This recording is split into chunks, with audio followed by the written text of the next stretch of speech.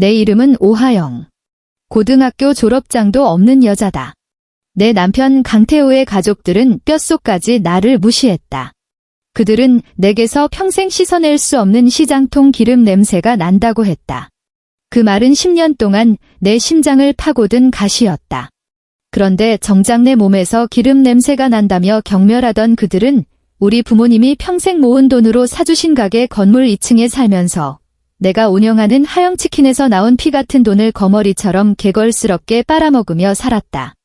내 남편, 강태호. 고고한 척은 다 하지만 실속은 없는 백수 예술가다. 그의 하루 일과는 내가 뜨거운 기름 앞에서 한 푼, 두 푼 벌어들인 돈으로 벨기에나 프랑스에서 수입한 비싼 물감을 사들인 뒤 방에 틀어박혀 자신도 설명하지 못하는 추상화를 그리는 것이 전부였다. 그는 물감이 묻은 손으로 내 뺨을 살살 두드리며 말하곤 했다. 하영아, 넌 예술을 모르지만 내 꿈을 응원해야 해. 내 성공이 곧 내 성공이니까. 내 시어머니, 은퇴한 국어교사. 그녀의 하루 중 가장 중요한 업무는 거실 소파에 앉아 TV를 보며 나에 대한 전방위적인 지적과 비난을 퍼붓는 것이었다. 오늘 끓인 갈비탕 국물이 밍밍하다느니, 닭이 바삭하게 튀겨지지 않았다느니, 그것도 아니면 자기네처럼 책 좀 읽었다는 집안에 어떻게 나처럼 무식한 며느리가 굴러들어와 집안에 팔자에 없는 애군이 꼈다며 한탄하는 시기였다. 모든 것을 바꿔놓은 그날이 오기 전까지는 가게 단골인 박 아저씨, 퇴직 공무원이신 그분이 한참을 망설이다 내게 휴대폰을 내밀었다. 화면에는 홋카이도에서 찍은 사진 한 장이 떠 있었다. 내 남편 강태호가 다정한 미소를 지으며 잘 바른 킹크랩 다리살을 한 젊은 여자의 입에 조심스럽게 넣어주고 있었다. 사진 배경에는 시아버지, 시어머니, 그리고 대학생인 시동생까지 모두 온화한 미소를 짓고 있었다. 마치 그 여자가 진짜 가족이라도 되는 것처럼. 하영 씨, 저번에 집사람이랑 홋카이도 여행 갔다가 하코다테 아침 시장에서 봤는데 내가 잘못 본 줄 알았지. 박 아저씨의 목소리에는 동정이 가득했다. 머릿속이 하얘지고 귀에서 윙윙 소리가 났다. 불과 사흘 전 그들은 태우의 창작 영감을 찾기 위해 강원도 시골로 스케치 여행을 간다고 했다.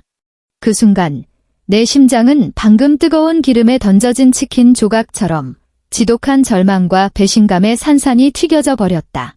내 돈이 더럽다고? 좋다. 그럼 그 깨끗한 사람들이 그들이 그토록 무시하던 더러운 돈 때문에 가장 추잡하고 영원히 헤어나올 수 없는 지옥으로 떨어지게 만들어주겠다. 매일 새벽 5시 시계의 짧은 바늘이 그 숫자를 가리키면 내 몸은 마치 프로그램이 설정된 기계처럼 정확하게 눈을 떴다. 창밖의 일산 신도시는 아직 지푸른 정적에 잠겨 있었지만 내 세상은 이미 닭 비린내와 밀가루 냄새로 가득 차 있었다. 이게 내 삶. 하영치킨 사장 오하영의 삶이었다. 우리 가게는 이 아파트 단지에서 가장 인기 있는 치킨집이었다.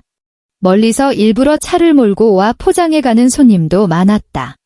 닭을 염지하고 비법 소스를 만들고 튀김옷을 입히고 기름 온도를 조절하는 모든 과정을 반드시 내 손으로 직접 해야 했다.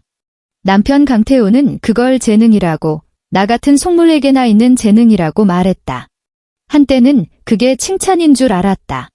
나중에서야 그게 또 다른 형태의 경멸이었음을 깨달았다.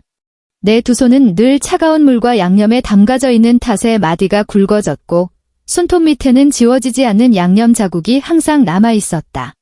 밤늦게 가게 문을 닫고 천근만근 무거운 다리를 끌고 2층 집으로 올라가면 나를 기다리는 것은 따뜻한 물 한 잔이나 다정한 말 한마디가 아닌 시어머니의 날선 얼굴이었다. 왔니? 오늘 또 국 끓이는 거 잊어버렸지? 내가 그럴 줄 알았다. 하루 종일 기름 앞에서 튀김만 해대니 머리까지 기름에 절었나 보구나. 그녀는 리모컨으로 채널을 돌리며 고개도 들지 않은 채 말했다. 어머니, 오늘 너무 피곤해서요. 피곤해. 안 피곤한 사람이 어딨어? 내가 옛날에 학교에서 애들 가르칠 땐 하루 8시간씩 서 있었어. 집에 와선 너희 부자 시중까지 들었지? 내가 힘들다는 소리 한 번이라도 한 줄 아니? 요즘 젊은 것들은 고생을 몰라. 남편 강태우가 작업실에서 걸어 나왔다. 온갖 물감이 묻어 알록달록해진 비싼 리넨 셔츠 차림이었다. 그는 미간을 찌푸리며 세상을 다 걱정하는 듯한 말투로 말했다. 하영아, 내가 몇 번을 말해. 밖에서 있었던 감정은 집에 가져오지 말라고. 집은 안식처고 우리가 함께 갖고 나가야 할 예술 작품이야. 당신이 그렇게 풀 죽어 있으면 집안의 조화로운 분위기를 해치게 된다고. 나는 인간 세상의 불꽃이라곤 한 점도 쬐지 않은 듯한 그의 깨끗한 손과 삶에 찌들어 형편없이 변해버린 내 손을 번갈아 보았다. 갑자기 헛웃음이 나왔다. 조화, 예술 작품. 이른바 집이라는 이곳은 그저 그들 가족이 내 몸에 기생하는 화려한 종양 덩어리일 뿐이었다. 이 집의 모든 지출은 치킨집 돈통과 직결된 파이프 같았다. 돈이 나갈 때마다 그들은 너무나 당당했다. 오늘 남편이 가게로 들어와 계산기 서랍에 있던 두툼한 5만 원권 지폐 뭉치를 꺼내갔다. 하영아, 저번에 받았던 네덜란드산 유화 물감 세트가 들어왔대. 좀 가져올게. 태우 씨, 그거 너무 비싸지 않아요. 지난달에도 사지 않았어요. 내가 조심스럽게 항의했다. 그는 즉시 모욕이라도 당한 듯한 표정을 지으며 목소리를 높였다. 오하영, 당신이 뭘 알아? 창작에는 투자가 필요한 거야. 반 고흐나 피카소가 돈 아껴서 명작을 그린 줄 알아? 우린 한 가족이잖아. 내 것이 내 것이고 내 것이 내 것이지. 당신이 그렇게 돈 몇 푼에 벌벌 떠는 거 내가 당신 돈 쓰는 것 같아서 그래? 그런 뜻이 아니라 됐어. 그가 거칠게 내 말을 잘랐다. 당신은 당신 닭이나 잘 튀기면 돼. 돈 문제는 내가 알아서 계획할 테니까. 우리 집에도 고상함을 책임지는 사람이 한 명은 있어야지. 안 그래? 그는 돈을 챙겨 바람처럼 사라졌고 가게 안에는 코를 찌르는 기름 냄새와 무력한 나만 남았다. 오후에는 시어머니에게서 전화가 왔다. 목소리에는 거절을 용납하지 않는 명령조가 실려 있었다. 하영아. 나 이 여사네랑 다음 주에 제주도 좀 다녀오기로 했다. 내 카드에 100만 원만 넣어라. 어머니, 가게가 요즘 자금 사정이 좀 빠듯해서요. 빠듯해. 매일 손님들이 줄을 서는 걸 내가 봤는데 빠듯할 리가 있니? 너 지금 나한테 돈 주기 싫다는 거지? 내가 태우를 어떻게 키웠는데 이제 와서 며느리 돈 좀 쓰는 게 그렇게 아까워? 너 잊었니? 너같이 배운 것 없는 애가 우리 집에 시집 온 건 내가 분에 넘치는 복을 받은 거야. 사람은 은혜를 알아야지. 전화는 탁 소리를 내며 끊어졌다. 서울 명문대에 다니는 시동생 강태주는 매달 칼같이 문자를 보냈다. 형수님, 이달 생활비 보내주실 때 됐어요. 그리고 제 노트북이 좀 낡아서요. 친구들은 다 최신형 애플 노트북으로 바꿨던데 저도 하나 장만하고 싶네요. 모든 돈을 그들은 그렇게 당연하게 받아갔다. 하지만 지난달 나는 세일에서 겨우 8만 원 하는 원피스를 발견하고 사흘을 고민하다 큰맘 먹고 샀다. 그날 저녁 내 몸에 걸쳐진 새 옷을 본 시어머니는 곧장 얼굴을 굳히더니 1시간 내내 비아냥거렸다. 어이구, 세상 참 좋아졌네. 닭 튀기는 사람도 이렇게 좋은 옷을 다 입고 돈 버는 게 얼마나 힘든지도 모르고 저런 쓸데없는 데다 돈을 다 쓰니. 우리 태우가 정말 집안 거덜낼 며느리를 얻었어. 남편은 옆에 앉아 한마디도 하지 않았다. 시어머니의 비난을 묵묵히 인정하는 셈이었다. 그 순간 나는 비로소 깨달았다. 이 집에서 나는 아내도 며느리도 아니었다. 그저 매출을 뽑아내는 현금 인출기일 뿐이었다. 내 가치는 오직 치킨집의 하루 매출액과 연결되어 있었다. 박 아저씨의 사진 한 장이 날카로운 칼이 되어 이 위선적인 가족이라는 고름 주머니를 단번에 갈라놓기 전까지는 홋카이도의 햇살, 하코다테의 아침 시장, 신선한 킹크랩, 그리고 그 젊은 여자의 얼굴에 떠오른 행복한 미소, 모든 요소가 내 뺨을 후려치는 소리 없는 따귀 같았다. 그들은 내가 닭을 튀겨번 돈으로 이국에서 햇살과 해산물을 즐기고 있었고 나는 이곳에서 뜨거운 기름통을 지키며 바보처럼 그들의 아름다운 삶의 비용을 대고 있었다. 그날 밤 나는 평소와 달리 일찌감치 가게 문을 닫았다. 텅 빈 가게에 앉아 지난 한 달치 CCTV 녹화 영상을 돌려봤다. 손이 떨리고 심장이 목구멍으로 튀어나올 것처럼 뛰었다. 빨리 감기, 또 빨리 감기. 마침내 나는 그 장면을 찾아냈다. 새벽 12시, 내가 골아떨어졌을 시간. 내 남편 강태우가 열쇠로 가게 문을 열었다. 혼자가 아니었다. 그의 곁에는 하얀 원피스를 입은 젊은 여자가, 바로 사진 속의 그 여자가 있었다. 그들은 너무나 다정해 보였다. 여자는 자연스럽게 그의 팔짱을 꼈고 머리를 그의 어깨에 기댔다. CCTV 속에서 태우가 그 여자를 보며 웃는 모습은 내 기억 속 그가 나에게 청혼하던 모습과 거의 똑같았다. 아니, 오히려 더 다정하고 더 진심처럼 보였다. 그랬구나. 우리가 함께 일군 보금자리라고 믿었던 내 치킨집은 이미 오래전부터 그와 애인의 데이트를 위한 심야식당이자 내 피와 땀으로 쌓아 올린 낭만적인 미래 장소였던 것이다. 나는 계속해서 가게의 거래 명세서와 카드 내역서를 뒤졌다. 손가락이 냉동고에서 막 꺼낸 것처럼 차가웠다. 역시나 빽빽한 닭고기, 밀가루, 식용유 구매 기록들 사이에 전혀 어울리지 않는 고정 지출 항목이 하나 더 있었다. 고급 수입 와인. 매달 한두 병씩 광화문 근처의 고급 와인숍에서 배달시킨 것이었다. 그중 한 병의 링크를 클릭해 보았다. 혀를 내두를 만한 가격, 360만 원에 내가 닭을 몇 마리나 튀겨야 저 액체 한 병을 살 수 있을까? 문득 지난달 시어머니가 잇몸 염증으로 치과에 갔을 때가 생각났다. 임플란트 하나에 300만 원이 든다며 내 앞에서 일주일 내내 한숨을 쉬셨고 나는 결국 가게 돈에서 그 돈을 빼드렸다. 그랬구나. 아들 눈에는 낯선 여자의 로맨스가 제 어미의 건강보다 훨씬 더 중요했던 것이다. 그 순간 내 마음속에 남아있던 마지막 온정과 망설임이 그 값비싼 와인 사진과 함께 완전히 증발해버렸다. 남은 것은 차갑고 단단한 황무지뿐이었다. 그들이 가족이라고? 체면과 유대를 그토록 중요하게 여긴다고? 좋다. 그렇다면 그 가족 아주 사이좋게 다 같이 지옥으로 보내주겠다. 울지도 물건을 부수지도 않았다. 나는 그저 어두운 가게에 조용히 앉아 동쪽 하늘이 희미하게 밝아올 때까지 기다렸다.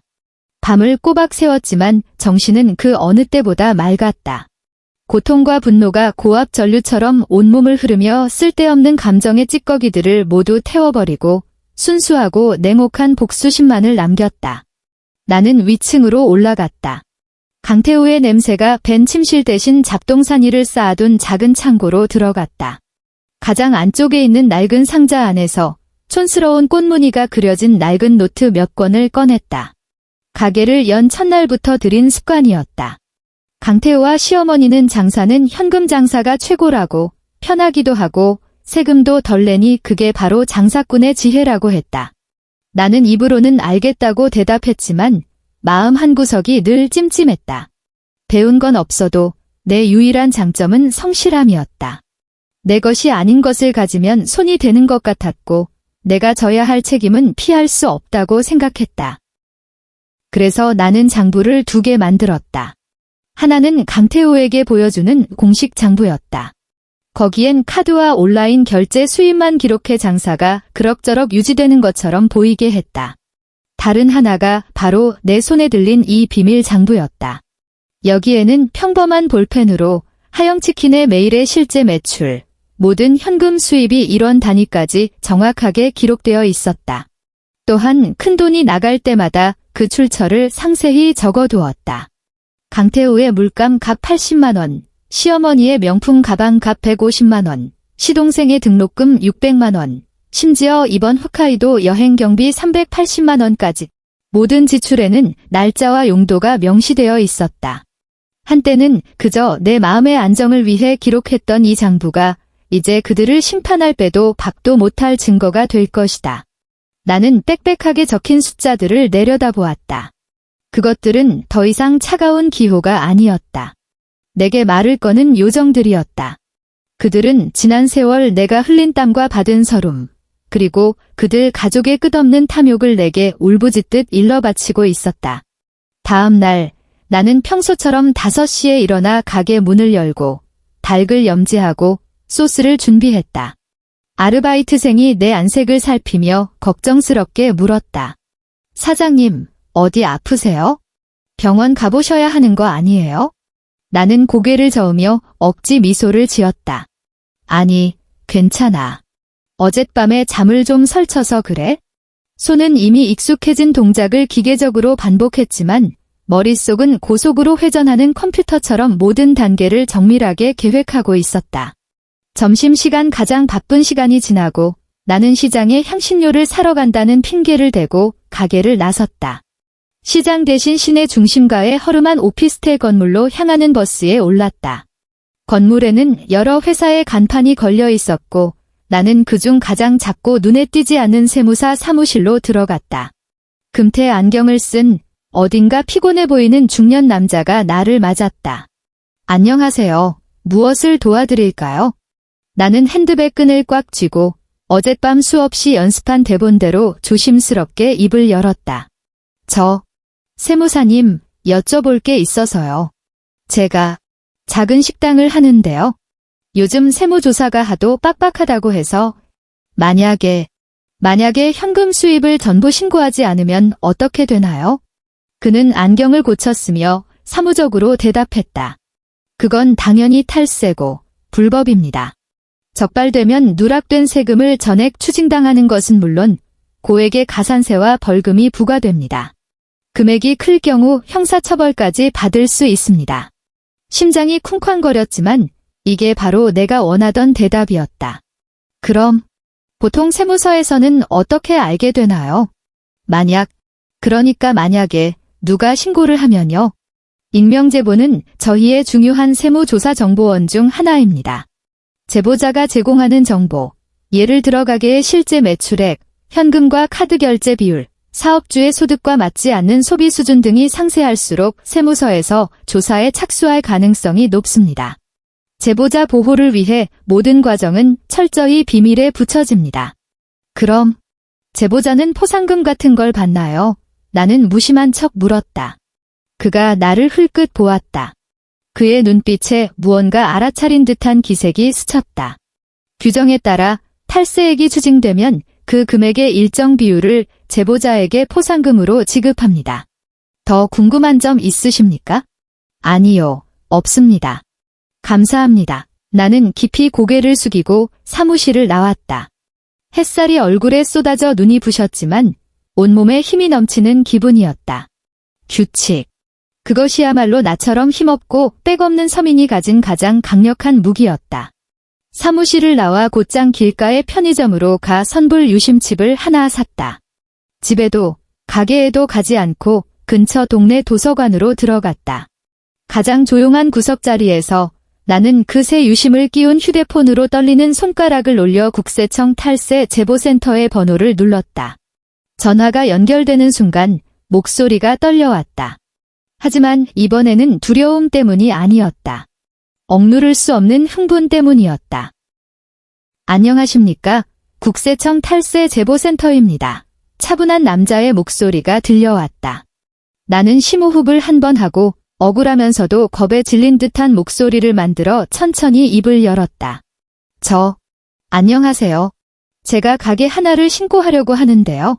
경기도 일산에 있는 하영치킨이라는 곳인데 아무래도 탈세를 심하게 하는 것 같아서요. 구체적으로 말씀해 주시겠습니까? 제가 그 집 이웃인데요. 장사가 엄청 잘 돼서 매일 저녁 줄을 서거든요. 손님 대부분이 현금으로 계산하고요. 근데 그 집 식구들이 너무 사치스럽게 살아요. 남편은 직업도 없는 화가인데 세상에서 제일 비싼 물감을 쓰고 시어머니는 맨날 명품 가방을 사고요. 작은 아들은 서울에 있는 제일 좋은 대학교에 다니는데 쓰는 것도 전부 최신 전자제품이에요. 나는 잠시 말을 멈췄다. 아주 큰 결심이라도 한 것처럼 가장 결정적인 정보를 던졌다. 그리고 제가 듣기로는 그 가족이 지금 일본 홋카이도 여행 중이래요. 네, 바로 지금요. 그냥 좀 이상해서요. 치킨집에서 어떻게 저렇게 살 수 있나. 혹시 세금을 제대로 안 내는 거 아닌가 해서요. 전화기 저편에서 몇 초간 침묵이 흘렀다. 이윽고 남자의 목소리가 한층 더 진지해졌다. 선생님, 혹시 현금 매출 비율을 대략적으로라도 말씀해 주실 수 있겠습니까? 그건 저도 정확히는 모르지만 제가 자주 사 먹어봐서 아는데 적어도 절반은 넘을 거예요. 가게는 사장님 혼자 일하고 도는 남편이랑 시어머니가 다 관리하거든요. 아마 그 사장님은 자기도 모를 거예요. 엄청 순해 보이던데 나는 교묘하게 나 자신을 아무것도 모르는 순진한 피해자로 포장했다. 알겠습니다. 선생님. 제보해 주신 내용은 모두 기록되었습니다. 신고 감사드리며 최대한 신속하게 확인하도록 하겠습니다. 혹시 성함이 어떻게 되시는지요? 저는 그냥 익명으로 할게요. 보복당할까봐 무서워서요. 전화를 끊자마자 휴대폰에서 유심칩을 빼냈다. 휴대폰과 함께 도서관 앞 쓰레기통에 던져버렸다. 모든 일을 끝내고 나니 온몸에 힘이 쭉 빠졌지만 그와 동시에 전례 없는 평온함이 밀려왔다. 집으로 돌아오는 길 상점 쇼윈도에 비친 내 모습을 보았다. 창백한 얼굴의 여자, 하지만 그 눈에는 낯설고 단단한 빛이 서려 있었다. 강태우, 내 남편. 시골 가서 영감 찾는 거 좋아했지? 국세청의 환영식이 당신에게 새롭고 평생 잊지 못할 창작의 영감을 주길 바라. 홋카이도의 눈은 분명 아름답겠지. 하코다테의 해산물도 틀림없이 맛있을 거야. 나는 뜨거운 기름 앞에서 닭을 뒤집으며 이국의 땅에서 웃고 있을 그들 가족의 얼굴을 상상했다. 시어머니는 분명 면세점에서 최신상 스카프를 고르고 있을 테고 시아버지는 사케의 향에 취해 있겠지.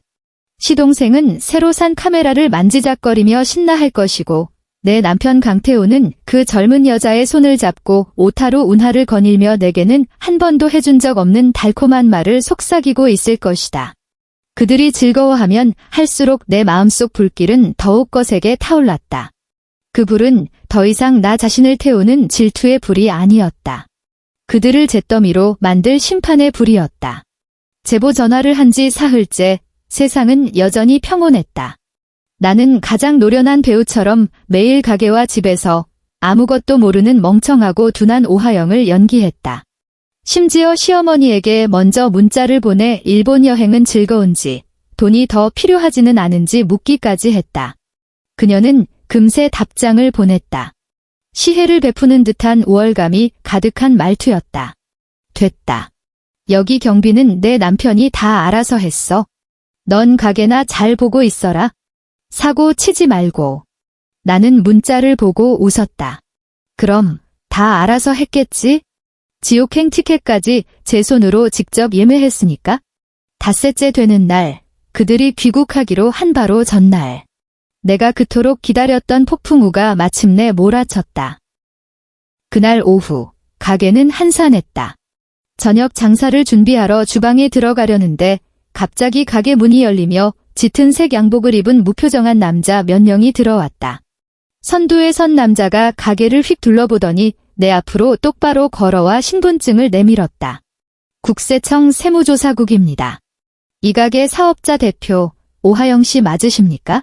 심장이 쿵 내려앉았지만 나는 곧바로 평정을 되찾으려 애썼다. 눈을 동그랗게 뜨고 어리둥절하고 겁에 질린 표정을 지었다. 네, 전데요. 무슨 일이세요? 하영치킨이 심각한 탈세 혐의가 있다는 제보를 받았습니다. 지금부터 본 매장은 저희가 인수하여 압수수색 및 회계감사를 진행하겠습니다. 협조해 주시기 바랍니다. 남자의 목소리에는 한치의 감정도 실려있지 않았다. 가게에 있던 유일한 아르바이트생은 겁에 질려 얼굴이 하얗게 변했다. 나는 수없이 연습한 대본대로 몸에 힘을 풀고 쓰러질 듯 주저앉으며 옆 테이블을 겨우 붙잡았다. 탈세요. 그럴 리가요. 저는 아무것도 몰라요.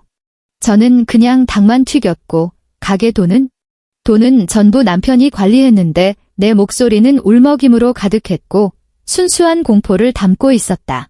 조사관들은 이런 장면에 익숙한 듯 했다. 그들은 내 연기에는 아랑곳하지 않고 능숙하게 가게 곳곳에 압수수색 영장을 붙이고 금전 등록기에서 장부와 현금을 꺼냈다. 심지어 창고에 보관 중이던 식자재까지 하나하나 목록을 작성했다. 나는 테이블로 끌려가 다른 조사관에게 신문을 받기 시작했다. 내가 할 일은 단 하나, 남편과 시댁에 속아 아무것도 모르는 비련의 여주인공을 연기하는 것뿐이었다. 같은 시각, 수천 킬로미터 떨어진 홋카이도. 강태우 가족은 전리품으로 가득 찬 여행 가방을 끌고 삿포로 신치토세 공항에서 탑승 수속을 밟고 있었다. 강태우가 초과 수화물 요금을 내기 위해 신용카드를 내밀었지만 단말기는 무정하게도 거래 거절 메시지를 띄웠다. 다른 카드를 내밀었지만 결과는 마찬가지였다. 그는 짜증이 난 듯 지갑에 있는 모든 카드를 꺼내 하나씩 시도했지만 전부 똑같았다. 뭐야? 왜 카드가 하나도 안 되는 거야? 그가 항공사 직원에게 신경질적으로 투덜거렸다. 옆에 있던 시어머니가 짜증을 냈다. 태우야, 빨리 좀 해라. 비행기 놓치겠다. 너 카드값 연체했니? 정말이지, 쉬운 일 하나 제대로 하는 게 없어. 그들이 허둥대는 사이 강태우의 휴대폰이 울렸다. 은행의 VIP 담당 직원이었다. 강태우 고객님, 죄송하지만 고객님 가족 관련 계좌가 세무당국의 조사를 받게 되어 저희에게 협조 공문이 접수되었습니다. 이에 따라 고객님과 가족분들 명의의 모든 은행 계좌가 긴급 동결되었음을 알려드립니다. 조사가 끝날 때까지 모든 거래가 불가능합니다. 전화기 속 목소리는 마른 하늘의 날벼락처럼 순식간에 강태우 가족을 홋카이도의 천국에서 얼음장 같은 지옥으로 떨어뜨렸다. 그들이 어떻게 초라하게 현금을 긁어모아 가장 싼 야간 비행기 표를 사서 돌아왔는지는 알지 못한다. 다만 그들이 지칠 대로 지친 몸과 가득한 의문과 분노를 안고 인천국제공항 입국장을 빠져나왔을 때 성대한 환영식이 그들을 기다리고 있었다는 것만 알 뿐이다.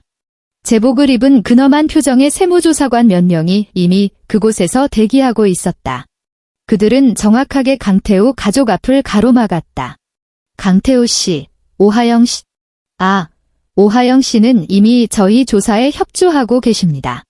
그럼 강태우 씨, 강덕환 씨, 박선자 씨 세무조사에 협조해 주셔야겠습니다. 저희와 함께 가주시죠.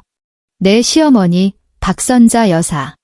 평생을 배운 집안이라며 체면을 목숨처럼 여기던 그 여자는 그 자리에서 다리가 풀려 주저앉았고 손에 들고 있던 명품 가방이 툭 소리를 내며 바닥에 떨어졌다. 그녀는 비명을 질렀다. 당신들 뭐야? 무슨 권리로 우리를 잡아가는 거야? 우린 법을 지키는 시민이야. 엄마, 조용히 좀 하세요. 강태우의 얼굴은 핏기 없이 하얗게 질려 있었다. 그는 이미 사태의 심각성을 직감한 듯 했다. 공항에 있던 수많은 사람들의 호기심과 의심이 가득한 시선 속에서 그들 가족은 마치 체포되는 범죄자들처럼 세무조사관들에게 모셔져 갔다. 그 장면, 분명 아주 기술적이었겠지? 한편 다른 조사실에서 나는 내 생애 최고의 연기를 펼치고 있었다. 나는 불쌍하게 낡은 핸드백에서 그 비밀 장부 몇 권을 꺼냈다. 조사관님, 저는 정말 아무것도 몰라요. 남편이 항상 돈 문제는 자기가 알아서 할 테니 신경 쓰지 말라고 했어요. 예술가는 체면과 영감을 유지하는데 돈이 필요하다면서요. 전 고등학교밖에 안 나와서 세법 같은 건 하나도 몰라요. 저는 그냥 매일 치킨 튀겨서 돈 버는 것밖에 몰랐어요. 나는 말하며 소매로 있지도 않은 눈물을 훔쳤다. 이건 제가 따로 적은 장부인데요. 매일 얼마를 버는지 헷갈릴까 봐 적어둔 거예요. 매일 번 현금은 그대로 남편이나 시어머니께 드렸고요. 은행에 저금한다고 하셨는데 저는 정말 이 돈에 세금이 그렇게 많이 붙는지 몰랐어요. 조사관은 그 장부들을 받아 들고 한 장 한 장 넘겨보았다. 그의 표정은 처음에 근엄함에서 점차 놀라움으로 그리고 마침내 모든 것을 알겠다는 듯한 표정으로 변했다. 내 장부에 적힌 하루도 빠짐없이 명확하게 기록된 현금 수입 내역은 그들이 은행에서 확보한 강태우 가족의 소득과 전혀 맞지 않는 사치스러운 소비 내역과 완벽한 증거의 고리를 형성했다. 내 증언은 빈틈이 없었다. 내가 직접 연출한 이 거대한 연극에서 나는 피해자이자 가장 결정적인 증인이었다. 그리고 그들, 고상한 척하던 예술가와 지식인들은 명백한 숫자와 법조항 앞에서 100마디 변명도 하지 못하고 가장 어리석고 탐욕스러운 범죄자가 되었다. 세무조사의 결과는 생각보다 빨리 나왔다. 내 친목의 장부와 강태우 일가의 해명할 수 없는 소비 기록 앞에서 진실은 명백했다. 그들은 수년간에 걸친 악의적인 탈세 행위로 판정받았고 최종적으로 내려진 처분은 천문학적인 액수의 고지서였다. 추징세액의 몇 배에 달하는 벌금까지 더해져 총액은 3억 원에 달했다. 그 숫자는 거대한 산처럼 순식간에 강씨 집안 모두를 짓눌렀다. 3억 원의 눈만 높고 제 힘으로 돈 한 번 제대로 벌어본 적 없는 그들에게는 상상조차 할 수 없는 금액이었다. 그들의 유일한 재산은 지금 사는 아파트 한 채뿐이었고 그마저도 시아버지 명의였다. 거액의 벌금을 내기 위해 그들은 피눈물을 흘리며 집을 내놓아야 했다. 하지만 금매로 내놓은 탓에 부동산 중개업자에게 후려치기를 당했고 결국 집을 판 돈은 벌금을 겨우 막을 수 있는 수준이었다. 하룻밤 사이에 중산층 지식인 가문을 자처하던 그 가족은 집도 절도 없는 빈털터리로 전락했다. 그들이 우리 부모님이 남겨주신 가게 건물에서 이사 나가던 날 나는 보러 가지 않았다. 다만 시어머니가 땅을 치고 통곡하며 나를 재앙을 몰고 온 재수 없는 년이라고 욕했다는 소문만 들었다.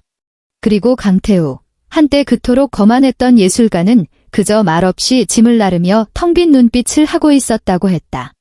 그들의 경제적 몰락은 그의 낭만적인 사랑을 짓밟은 마지막 지푸라기가 되었다. 그 젊은 여자는 강태우가 빈털터리가 된 것은 물론 신용에 문제가 생길 수 있는 세금 문제까지 떠안게 되자 흔적도 없이 사라졌다. 현실의 벽 앞에서 사랑은 속절없이 무너졌다. 아마 그녀도 물감 살 돈도 없는 예술가를 따라 찬바람을 맞으며 살고 싶지는 않았을 것이다. 그리고 이혼의 시간이 왔다. 우리는 변호사 사무실에서 만났다. 강태우는 많이 초췌해져 있었다. 눈밑은 거무죽죽했고 한때 그를 감싸던 고고한 예술가의 분위기는 온데간데 없이 삶에 얻어맞은 패배자의 모습만 남아있었다. 그의 변호사가 먼저 입을 열어 재산 분할, 특히 하영치킨의 지분을 요구했다. 내 사비로 선임한 유능하기로 소문난 여자 변호사는 가볍게 코웃음을 치며 서류 한 장을 내밀었다. 강태우 씨, 저희가 조사한 바에 따르면 강태우 씨 명의의 재산은 전무합니다. 거주하시던 아파트는 벌금 납부에 사용되었고 은행 계좌 잔고는 0원이며 오히려 신용카드 빚이 남아있는 상태입니다. 그리고 이 치킨 가게에 대해서 말씀드리자면 그녀는 잠시 말을 멈추고 다른 서류를 그들 앞에 밀어놓았다. 이 가게의 소유권은 처음부터 오하영 씨 명의였습니다. 오하영 씨 부모님께서 물려주신 혼전증여 재산으로 두 분의 부부 공동재산과는 무관합니다. 지난 수년간 가게의 수입은 모두 가게 공동생활비로 사용되었으며 이 점은 국세청의 조사 결과가 가장 확실한 증거가 될 겁니다. 자, 그래서 무엇을 분할하고 싶으신 겁니까? 강태우 씨의 빚이라도 나누고 싶으신가요? 강태우의 얼굴이 시뻘겋게 달아올랐다. 그는 나를 죽일 듯이 노려보며 원망과 분노가 가득한 눈으로 소리쳤다. 오하영, 너 날 갖고 논 거였어. 전부 내가 계획한 짓이지. 그렇지. 나는 마침내 고개를 들었다. 처음으로 평온하고 조금의 두려움도 없이 그의 눈을 똑바로 마주 보았다. 나는 그의 질문에 대답하는 대신 담담하게 입을 열었다. 강태우 씨, 이혼 합의서에 이미 서명했어요. 당신이 가진 게 아무것도 없으니 나는 자비롭게도 당신의 재산에 대한 어떤 요구도 포기할게요. 나는 그냥 그 가게, 당신 가족 모두가 그토록 경멸하던 기름 냄새 나는 그곳만 돌려받을래요. 우리 이걸로 깨끗하게 끝이야. 그는 마치 나를 처음 보는 사람처럼 나를 쳐다봤다. 어쩌면 그는 정말로 진짜 나를 처음 본 것일지도 모른다. 그의 앞에서 늘 주눅 들어 있고 순종적이던 오하영은 그가 애인을 데리고 홋카이도로 떠난 그 순간 뜨거운 기름 속에서 이미 죽어버렸으니까. 이혼 절차는 놀랍도록 순조롭게 끝났다. 법원을 나오던 날 햇살이 좋았다. 나는 깊게 숨을 들이마셨다. 공기마저 상쾌하게 느껴졌다. 집으로 가지 않고 곧장 내 치킨 가게로 향했다. 가게 문에는 아직 국세청의 봉인 딱지가 붙어 있었지만 내 눈에는 그것이 새로운 삶으로 들어가는 입장권처럼 보였다. 나는 미리 준비해둔 비자금으로 사업자로서 내야 할 벌금을 모두 납부했다. 그 돈은 지난 세월 현금 수입에서 아주 조금씩 만일을 대비해 몰래 모아둔 돈이었다. 그 돈이 결국 나 자신을 해방시키는데 쓰일 줄은 꿈에도 몰랐다. 나는 봉인 딱지를 떼어내고 최고의 인테리어 팀을 불러가게 전체를 완전히 새롭게 단장했다. 기름때로 찌들었던 좁은 공간은 밝고 세련된 가게로 탈바꿈했다. 나는 특허청에 가서 새로운 브랜드도 등록했다. 하영의 날개. 나는 내 이야기를 물론 예술적으로 각색된 아름다운 버전으로 브랜드 스토리로 만들어 메뉴판과 벽에 새겨 넣었다. 결혼이라는 굴레에 갇혀있던 한 주부가 맛있는 치킨을 통해 마침내 굴레를 벗고 자신의 날개를 찾아 독립과 새로운 삶을 시작했다는 이야기. 이 스토리는 현대 여성들의 마음을 정확히 저격했다.